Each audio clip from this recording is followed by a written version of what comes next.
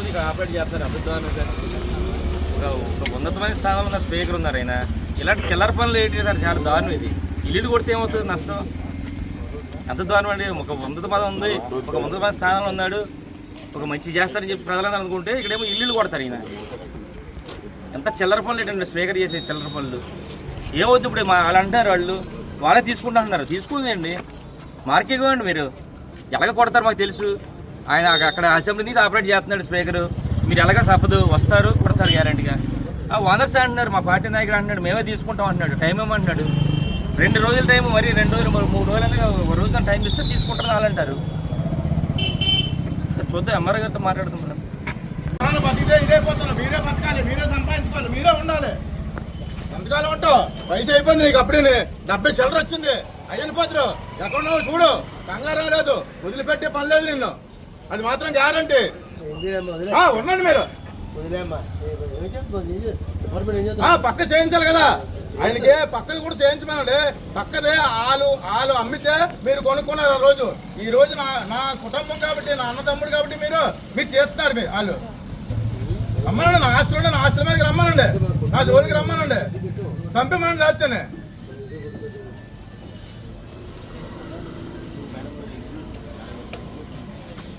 ఏదో ప్రజలకి మంచి చేసేస్తారు అనుకున్నారు. ఇదేనా చంద్రబాబు నాయుడు రాజకీయం? ఇదేనా పవన్ కళ్యాణ్ రాజకీయం? మీ అందరూ కలిసి ప్రజల్ని పాడు చేయడానికైనా వచ్చారు అధికారంలోకి. చూస్తున్నారు, ప్రజలు గమనిస్తున్నారు. కంగారం లేదు. తీర్పు మళ్ళీ వస్తుంది, అధికారం వస్తుంది, మళ్ళీ చేయగలం. మేము చేయగలం.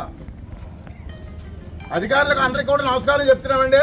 సార్ సహకరించండి సార్, మీకు మేము సహకరిస్తున్నాం, మాకు సహకరించండి. మా బిల్డింగ్ మేము ల్యాబ్ని పెట్టుకున్నాం. ఈరోజు తీయడానికే మేము అనుకుంటాం. 2 రోజులు టైం ఇచ్చి తీయడం కాదు. ఈ రోజు టైం ఇస్తే ఈరోజు మేము దగ్గరుండి కట్ చేయించుకుంటాం.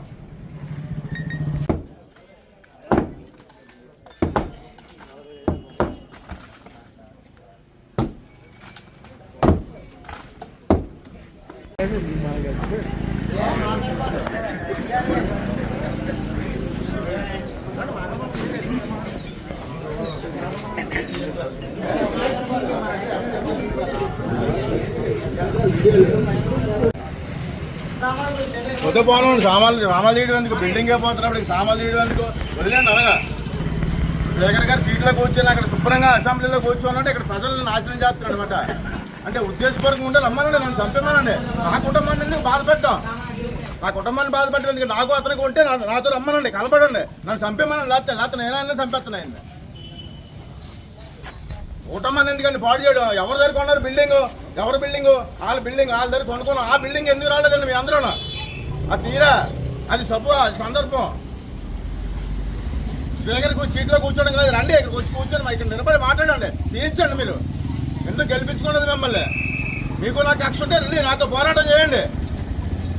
నాతో పోరాటం చేయలేక ఆడదాల్లా గాజులు వేసుకొని అసెంబ్లీలో కూర్చున్నావు. పోయి రా, దమ్ముంటే నా ఎదుర్కొంటారా? నాతో మాట్లాడు, నాతో చేయి. అధికారులు ఎందుకు ఇబ్బంది పెడతావు? నా కుటుంబాన్ని రోడ్డుకు రావడానికి చూస్తున్నావు. ఇలా ఉండిపోవు, నువ్వు చిరస్థాయికి ఉండిపోవు. మాకు అవకాశం వస్తే చూస్తాం, కంగారేం పడొద్దు. వదిలేయడం కాదు, ఎలా వదిలేస్తామండి? ఆ బిల్డింగ్ తీయమండి. ఆ బిల్డింగ్ తీసి బిల్డింగ్ రండి. అది వాళ్ళ దగ్గర కొనుక్కున్న బిల్డింగ్. ఇది మనం ఏం కట్టింది కాదు. మనం కొనుక్కున్నాం. ఆ బిల్డింగ్ జోలికి వెళ్ళమని సిద్ధేటి అధికారులు రూల్ ఉంది. సరే, ఆ రూల్ ప్రకారం తీయండి. ఆ బిల్డింగ్ తీసిన తర్వాత ఆ బిల్డింగ్ రండి, తీసుకోండి. మేము కాదన్నాం.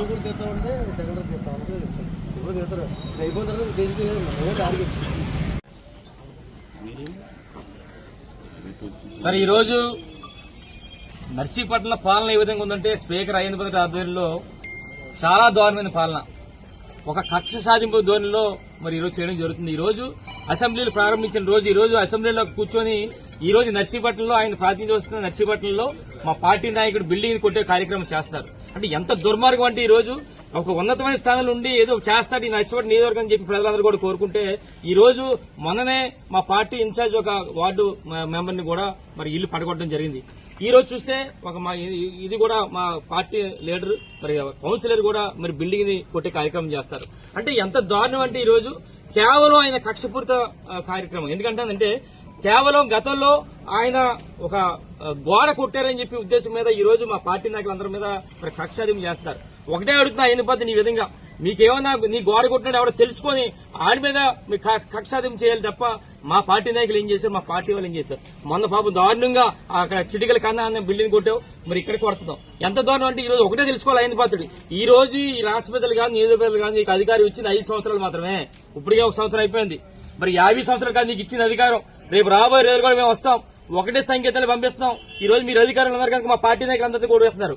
రేపు మేము అధికారంలోకి వస్తాం. వచ్చిన తర్వాత ఎంతమంది లేవు. తెలుగుదేశం ప్రభుత్వం పార్టీకి సంబంధించిన ఈ నర్సిపట్లలో చాలా మంది ఉన్నాయి. అంటే మీరు ఇండైరెక్ట్ గా చెప్పడం ఏంటంటే మీరు అధికారంలోకి వచ్చిన తర్వాత మా పార్టీ నాయకులు కూడా కొట్టేమంటున్నారు. అంటే ఇది ఎంతవరకు ధర్మం అని అడుగుతున్నాను. అంటే రేపు అధికారులకు వచ్చిన తర్వాత కొట్టేసి ఎవరికి నష్టం చెప్పారు? అంటే ఇలాంటి నష్టాలు ఎందుకు చేయడం అంటున్నాను. ఈ రోజు ఎంతో మంది ఈ రోజు కూటమి ప్రభుత్వం గెలిపించి ఇక్కడ 5 మందిని గెలిపించి మరి ఇచ్చిన హామీలు నెరవేరుస్తారని చెప్పి అందరూ కూడా ఎదురు చూస్తుంటే ఇలాంటి చిల్లర చేష్టలు చిల్లర పనులు చేయడం సిగ్గు చేయడం చెప్పి ఈ సందర్భంగా అడుగుతాను. ఈ రోజు అసెంబ్లీలు ప్రారంభిస్తారు, అక్కడ చైర్లో కూర్చుంటాం, ఇక్కడ చూస్తే ఆపరేట్ చేస్తాం. ఎంత దాని అంటే మరి తహసీల్దార్ గారు 2 రోజులు అని చెప్పి టైం ఇచ్చారు. మేము అడిగారు తహసీల్దార్ గారిని, సార్ 2 రోజులు టైం ఇచ్చారు, మా వాళ్లే మరి ఇండివిజువల్ గా మీరు మార్కింగ్ ఇస్తే కొట్టుతారో వాళ్ళే తీసుకుంటారని చెప్పి అన్నప్పుడు కూడా మరి టైం ఇవ్వట్లేదు. ఒక ఎంఆర్ఓ గారు కానీ రెవెన్యూ డిపార్ట్మెంట్ కానీ పోలీస్ డిపార్ట్మెంట్ కానీ సహకరించినప్పుడు కూడా పైనుంచి 5 పత్రికల ఒత్తిడి వల్ల కనీసం సుమారుగా 4 నెలల నుంచి అధికారుల మీద ఎంత ఒత్తిడి తీసుకొస్తారంటే కేవలం కక్షాదింపు చర్య. అంటే ఎందుకు నాకు అర్థం కావట్లేదు. అంటే రేపు రాబోయే రోజులు మేము వస్తాం, అప్పుడు మేము తీసుకోవాలని చెప్పి అడుగుతున్నాం. అంటే ఈ విధంగా ఒకరికొకరు నష్టపోతే ఉంటే ఎవరికి నష్టం జరుగుతుంది? ప్రతి ఒక్కరు కూడా నష్టం జరుగుతుంది ఆలోచించాలి. నువ్వు చేయాల్సింది అంటే ఇలాంటి చిల్లర పనులు కాదు చేయడం. 5 పత్రికలు అడుగుతున్నాను. నీకు దమ్ముంటే 6 హామీలు అన్నావు, సూపర్ 6 చెయ్యి. ఈ రోజు నర్సీపట్నంలో చాలా మంది ఉన్నారు, ఎంతమంది ఉన్నారు, 3,000 మంది 3,000 రూపాయలు ఇస్తని చెప్పి నిరుద్యోగులందరూ కూడా చూస్తున్నారు. 1,500 ఇస్తని చెప్పి మహిళలందరూ చూస్తున్నారు. ఉచిత బస్సు ఇస్తని చెప్పి మహిళలందరూ చూస్తున్నారు. రైతులందరూ కూడా 20,000 ఇస్తని చెప్పి అలాంటివి చేయాలి తప్ప ఇలాంటి చిల్లర పనులు చేయడం సిగ్గు చేయడం చెప్పి 5 పత్రిక సందర్భంగా తెలిపోతున్నాం. ఒకటే తెలుసుకోవాలి 5 పత్రికలు. ఈ విధంగా ఈ సందర్భంగా తెలుగుదేశం పార్టీ నాయకులు కూడా ఒకటే చెప్తున్నాం. ఈ రోజు 5 పత్రికలు చేష్టల వల్ల రేపు రాబోయే రోజులు కూడా మేము అధికారంలోకి వస్తాం. అధికారంలోకి వచ్చిన తర్వాత మేము కూడా ఈ విధంగా ఆలోచించే పరిస్థితి వస్తుందని చెప్పి మీ ద్వారా ఈ తెలుగుదేశం పార్టీ నాయకులు కూడా చెప్తాం. ఇలాంటి తప్పుడు కార్యక్రమం మానండి. ఇప్పటికైతే సరే ఇప్పటికే 2 బిల్డింగ్లు కొట్టారు, రేపు రాబోయే రోజుల్లో మళ్లీ బిల్డింగ్లు కొడతారు. ఈ విధంగా ధోరణి మంచిది కాదని చెప్పి సందర్భంగా హెచ్చరిస్తూ రేపు రాబోయే రోజుల్లో ప్రజలే మళ్లీ బుద్ధి చెప్తారు. మీకు ఇలాంటి తప్పుడు చర్యలు చేస్తే మరి భారీ ఎత్తున మూల్యం చెల్లించుకోవాల్సి వస్తుందని చెప్పి ఈ సందర్భంగా తెలియపరుస్తుంది. ఇప్పటికే కూడా మరి ఇక్కడ మరి సత్యనారాయణ గారు ఉన్నారు, ఆయన చెప్తారు, క్లియర్ గా చెప్తున్నారు.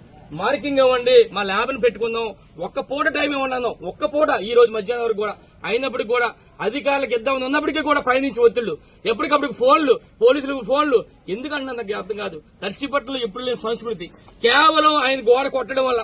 ఆ గోడ కొట్టడం ఎవరు తెలుసుకో, నువ్వు వాళ్ళ మీద కక్ష సాధించుకో. ఎలాంటి సామాన్యులు మాలాంటి వాళ్ళ మీద ఎందుకు అంటాను. ఒకటే చెప్తాను, ఈ విధమైన ధోరణి చేస్తే ప్రజలు ఏ విధంగా చేదరించుకుంటారో రాబోయే రోజుల్లో నువ్వు చెల్లించుకోవాల్సి వస్తుంది. ఇప్పటికైనా ఇలాంటి చర్యలు మానుకోవాలి. ఇప్పటికే మా సత్యనారాయణ గారు కూడా మరి సహకరిస్తున్నారు. ఎక్కడ కూడా మేము విధులు కలిగించడం కానీ ఎక్కడ చేయట్లేదు.